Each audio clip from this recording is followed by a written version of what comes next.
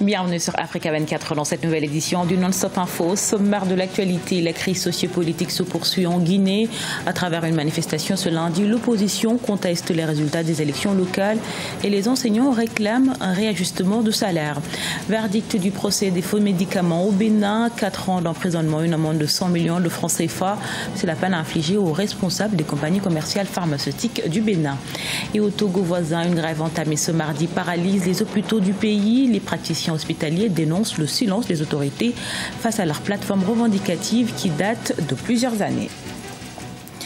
En Guinée, la crise sociopolitique se poursuit. À Conakry, des manifestations ont éclaté ce lundi 12 mars dans de nombreux quartiers de la capitale, notamment dans le centre administratif. De son côté, le gouvernement multiplie les appels au calme et au dialogue. Les précisions de Deogracias Podo. De nouvelles manifestations ont éclaté lundi 12 mars dans de nombreux quartiers de la capitale guinéenne Conakry, notamment dans le centre administratif. D'un côté, l'opposition qui continue de contester les résultats des élections locales du 4 février et d'un autre côté, les enseignants qui ont entamé leur 5e semaine de grève réclamant des augmentations de salaire. Ce qui se passe aujourd'hui, surtout à Conakry, n'est pas lié à l'opposition. C'est vrai que l'opposition demande aussi l'annulation pure et simple des résultats issus du dernier scrutin du 4 février dernier. Mais le véritable problème aujourd'hui à Conakry est ce soulèvement aujourd'hui des parents d'élèves pour demander la réouverture des classes. Et cette réclamation a été violente aujourd'hui. Nous assistons à une situation très grave. Ça fait très longtemps que, surtout Conakry n'avait pas connu une telle violence. Les manifestants, en majorité des jeunes et des femmes, reprochent au chef de l'État Alpha Condé de n'avoir pas trouvé de réponse aux revendications sociales. Déjà le 8 mars, plusieurs milliers de femmes avaient dénoncé dans les rues de Conakry les violences policières meurtrières lors des manifestations politiques. Certaines organisations de la société civile, dans une déclaration, ont pointé du doigt l'escalade de violences verbales dans les différentes assemblées de partis politiques. Ce sont les familles des victimes qui l'ont initié. Parce que enterrer 90 jeunes, des enfants qui n'ont rien fait sauf réclamer leurs droits, moi je pense que ça c'est de trop. Une âme est de trop, à plus forte raison. 90 et jamais justice n'a été rendue. C'est de trop. C'est de trop, nous n'en voulons plus dans ce pays. Il faut que ça cesse, il faut que Alpha prenne ses responsabilités. Le gouvernement guinéen fait face à une vague de contestations sans précédent. Pour tenter d'apaiser les tensions, le président Alpha Condé a entamé une série de rencontres avec plusieurs couches socio-professionnelles du pays. Il prône le dialogue et s'est engagé à prendre ses responsabilités. Reste à savoir si son appel sera entendu.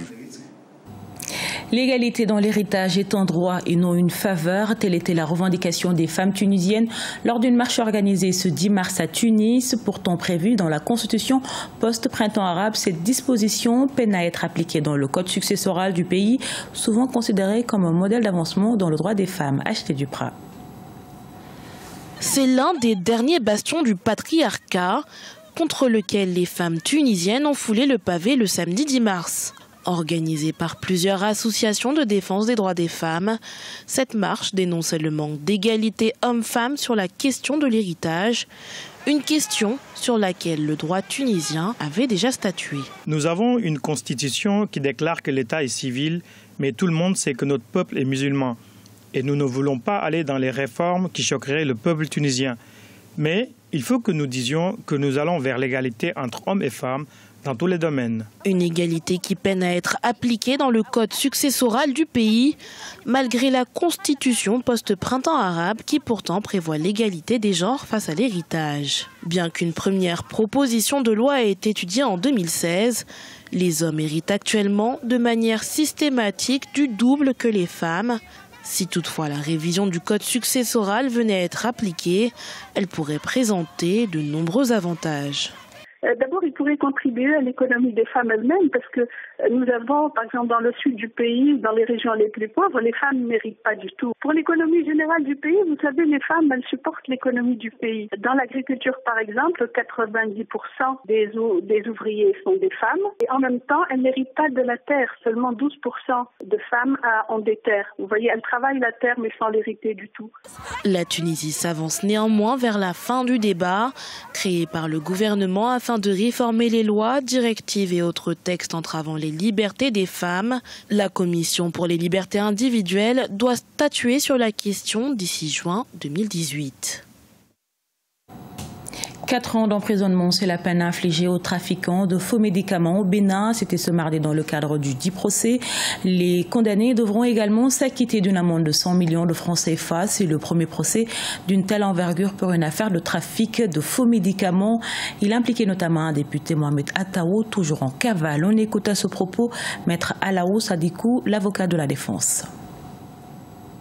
Bien, l'avocat doit prendre acte des décisions de justice. Le président du GDS-Afrique que je suis constate que le droit s'éloigne de plus en plus de nos tribunaux pour faire place à l'innommable. La seule question que l'on est en droit de se poser, c'est de savoir si ceux qui ont fait le choix de fuir le pays pour ne pas être confrontés à la justice n'ont pas fait le bon choix. Ce qui est sûr, c'est que dans un tel contexte, personne n'est en sécurité.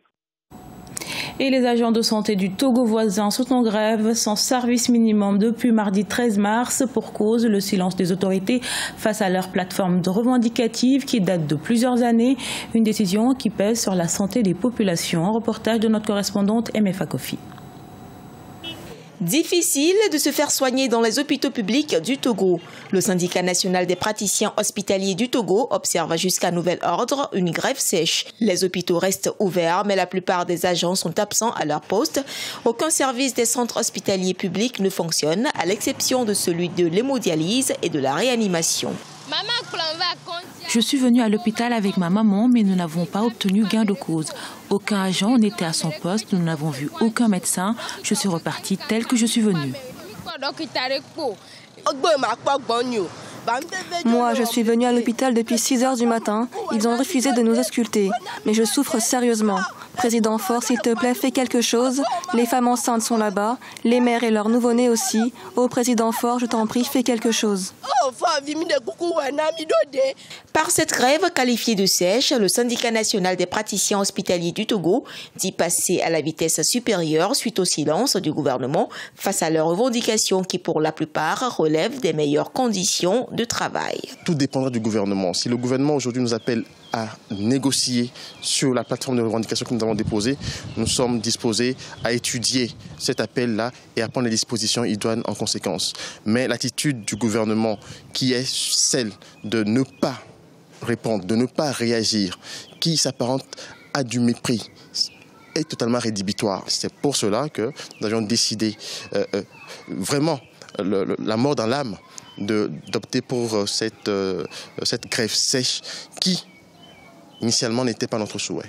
La goutte d'eau qui a fait déborder le vase chez les praticiens hospitaliers est la détention au service de renseignement et d'investigation du professeur Majesté Iou Wateba de la faculté des sciences, ainsi que 2 étudiants dans une affaire de notes à l'université de Lomé. Malgré leur libération lundi soir, la grève se poursuit. Jusqu'où ira le bras de fer entre le gouvernement et le syndicat des praticiens hospitaliers du Togo? Pour l'heure, la population togolaise, qui pourtant a droit à la santé, reste la principale victime. Ce journal a été réalisé par l'ensemble de la rédaction. Merci pour votre fidélité. Dans un instant, une nouvelle édition de l'actualité sur Africa 24.